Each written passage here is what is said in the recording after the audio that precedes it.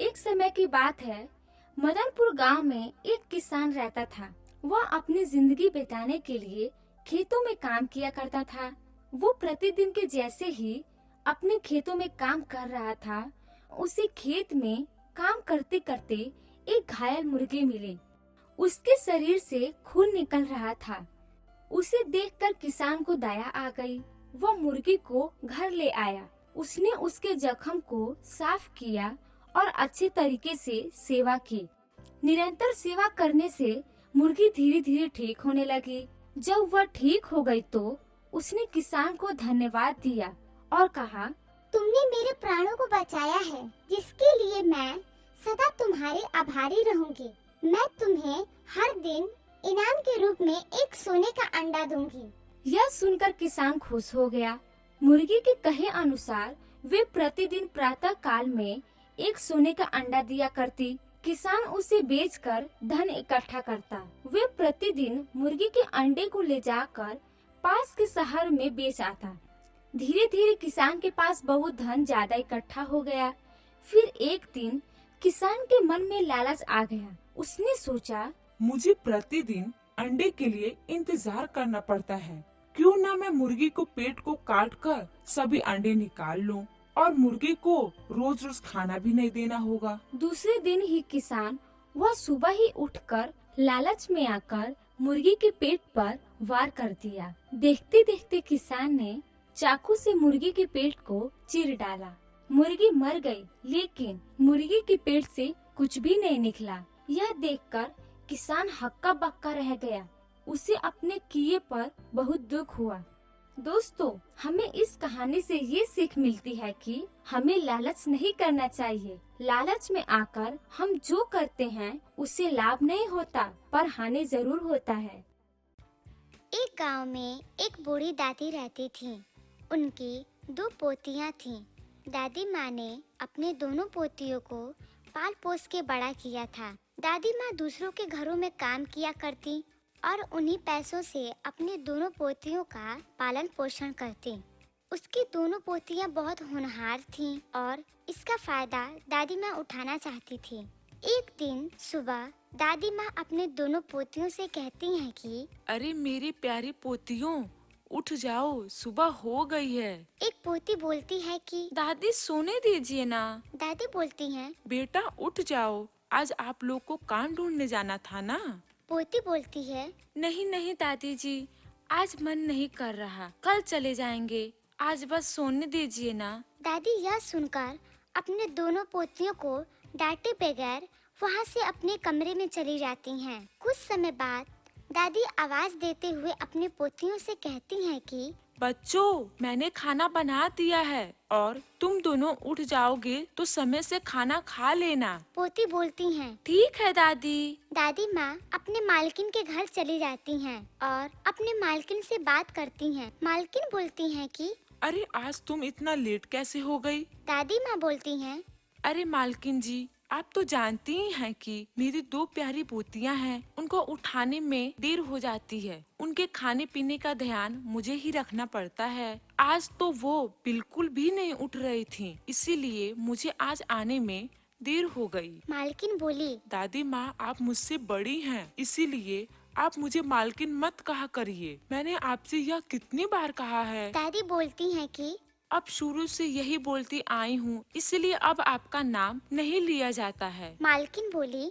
अच्छा अब मैं चलती हूँ, मुझे बहुत देर हो रही है। आप अपना और मेरे घर का ख्याल रखना। इतना कहकर मालकिन वहाँ से चली जाती है। और दादी माँ घर की सफाई करने लगती हैं। तभी उसे अपने मालकिन का लिपस्टिक दिखाई देता है। वह उसे उठाकर बोलती है कि अरे वाह, यह लिपस्टिक तो कितना सुंदर है। क्यों ना मैं इसे चुरा लूं और अपनी पोतियों को दे दूं। आखिर में वो भी तो लड़कियां हैं, उनका भी मन करता होगा सजने संवरने का। मैं ऐसा करती हूँ कि इसको छुपा लेती हूँ। और वह लिपस्टिक को छुपा लेती है और रसोई घर में चली जाती है। वहाँ कुछ समय खड़े होने के बाद सोचते हुए बोलती है कि नहीं नहीं, मेरी मालकिन को मुझ पे बहुत विश्वास है। उनके इस विश्वास को तोड़ना नहीं चाहती। इतना सोचकर दादी माँ वहाँ से फिर अपने मालकिन के कमरे में चली जाती हैं। उस लिपस्टिक को उसे वहीं पर रख देती हैं। देखते हुए कहती हैं कि जब मालकिन आएंगी तो मैं उनसे मांग लूंगी। और वहाँ से चली जाती है। जब शाम होती है तो मालकिन अपनी एक दोस्त के साथ घर आती हैं। वह दोनों बैठकर बातें करती रहती हैं। तभी वहाँ दादी माँ आ जाती हैं। अपने मालकिन से कहती हैं कि मालकिन मुझे आपसे एक चीज चाहिए। मालकिन बोलती हैं। हाँ हाँ कहो। दादी माँ बोलती हैं। मालकिन मुझे आपकी वह लिपस्टिक बहुत अच्छी लगी। अगर आप मुझे मेरी पोतियों के लिए वो लिपस्टिक दे देती तो मुझे बहुत मेहरबानी रहती। मालकिन बोली। अरे कोई बात नहीं, आपको जो चाहिए वो ले लीजिए। तभी वह अपने मालकिन का लिपस्टिक उठा लेती है और वहाँ से चली जाती है। जिसके बाद मालकिन की दोस्त बोलती है, यार ये कैसी नौकरानी पाल कर रखी है तू, एक नंबर की लालची है। मालकिन बोली, अरे नहीं नहीं, ये बहुत अच्छी हैं। ये तो मेरे पास 10 सालों से काम कर रही हैं और इनकी नियत मेरे घर को लेकर कभी भी खराब नहीं हुई है। सहेली बोली, अरे वाह, तब तो ये बड़ी ईमानदार हैं। तो फिर ये बूढ़े होने के बाद भी काम क्यों कर रही हैं?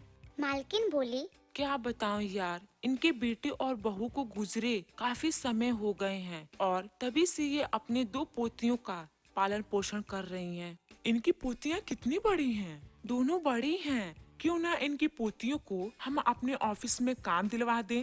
Well idea. इस तरह दोनों बात करके सो जाती हैं। तो दूसरी तरफ दादी जब अपने घर पहुंचती हैं, तो वह अपने पोतियों से कहती हैं कि बेटा ये देखो, मैंने तुम्हारे लिए क्या ले आया। दोनों देखकर सो जाती हैं। कुछ दिनों के बाद दादी बहुत बीमार पड़ जाती हैं और बोलती हैं कि बच्चों, अब मैं बीमार हो गई हूँ। तुम दोनों बाहर क्यों नहीं जाती काम करने के लिए? अगर तुम लोग बाहर जाती तो मेरा थोड़ा मदद हो जाता। बड़ी पोती बोलती है, दादी हमें नौकरी कौन देगा, और अभी तो हमारी पूरी पढ़ाई भी नहीं हुई है। दूसरी पोती बोलती है, अरे दादी आप सही बोल रही हैं। दीदी हमें दादी की ऐसी अवस्था में उनकी मदद करनी चाहिए। यह सुनकर उसकी बड़ी बहन बोलती है, हाँ दादी जी, अब हम दोनों बाहर जाकर एक अच्छी सी नौकरी ढूंढेंगे और मन लगाकर काम करेंगे। तभी उसकी मालकिन अपनी सहेली के साथ वहाँ आ जाती है। बोलती है, आप लोगों की बातें सुनकर हमने अपने कंपनी में इन लोग को काम देने का फैसला किया है। यह सोचकर दादी माँ बहुत खुश हो जाती हैं।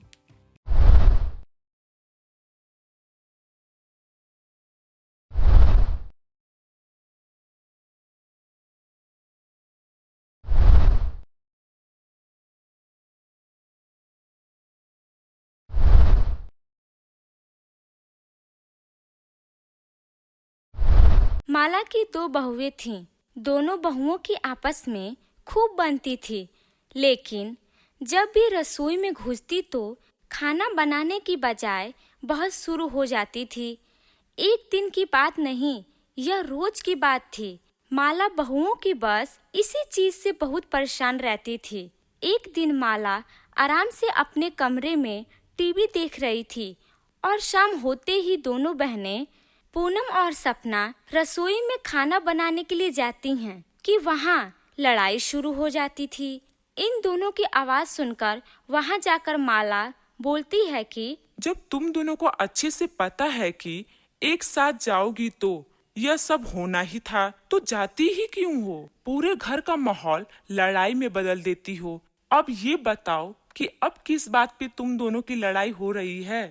माँ जी, मैं रसोई में सबके लिए खाना बनाने के लिए आई थी, लेकिन इनको तो अभी ही आना था। आई तो आई, बहस भी करना शुरू कर दी। अब इसमें मेरी क्या गलती है? झूठ कितना बोल रही हो तुम? माँ जी, सबसे पहले मैं आई थी। मैं तो आपके ही मनपसंद का खाना बना रही थी। अब इनको लड़ाई करने का शौक है, तो अब मैं इसमें क्या करूं? माँ जी, आप बस मेरी बात सुनिए। मुझे इनके हाथ का खाना बनाए हुए खाना में स्वाद नहीं आता है और मैं अपने लिए और बाकी सबके लिए खाना बनाने जा रही हूँ। आप इनको बोल दीजिए कि रसोई में ना जाएं, मैं खाना खुद ही बना लूंगी। बहस से तो अच्छा है सबके लिए खाना रोज मैं ही बनाऊं। माँ जी, पूनम दीदी ही सही बोल रही हैं। खाना तो उनके हाथ का भी मुझे अच्छा नहीं लगता। वो तो मैं ही अच्छा खाना बनाती हूँ। मक्के की रोटी और सरसों का साग, आहा हा हा। सुनकर ही मजा आ जाता है। अरे बस करो, तुम लोगों ने तो रोज का रोज ड्रामा बना रखी हो। इसको अपने पसंद का तो इसको अपने पसंद का। जब तुम दोनों को इतना ही अपने अपने पसंद का खाना बनाने का शौक है तो एक एक करके बना क्यों नहीं लेती हो? इससे घर में लड़ाई भी नहीं होगी और शांति बनी रही होगी। ठीक है, फिर आप ही खाना बना लीजिए। मैं अपने पसंद का किसी और दिन बना लूंगी। आप बनाइए, मैं जा रही हूँ। नहीं नहीं, तुम ही बना लो अपने पसंद का, मैं किसी और दिन बना लूंगी। ठीक है, मैं चलती हूँ।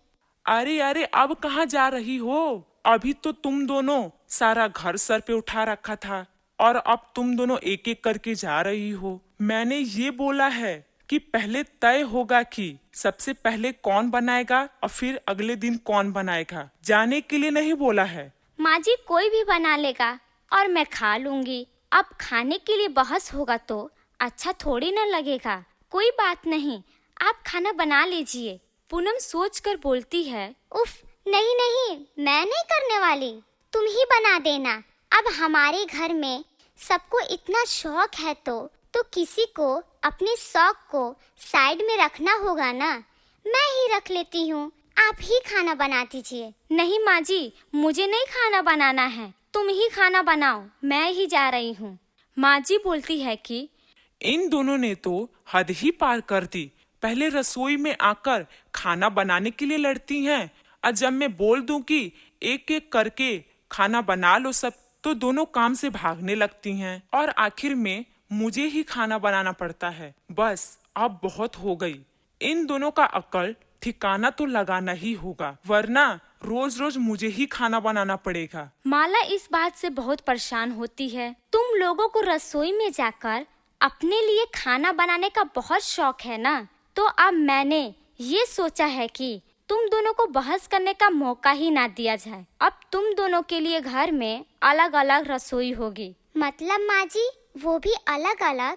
अब से तुम दोनों अपने से काम करोगी, इससे बहस भी नहीं होगा और घर में शांति बनी होगी। लेकिन माँ जी, ऐसा थोड़ी ना अच्छा लगता है। भले हम दोनों लड़ाई झगड़ा करते हैं, लेकिन हम दोनों तो एक ही घर की बहुएं हैं ना, और घर में एक ही रसोई अच्छी लगती है, ऐसे दो अलग अलग नहीं।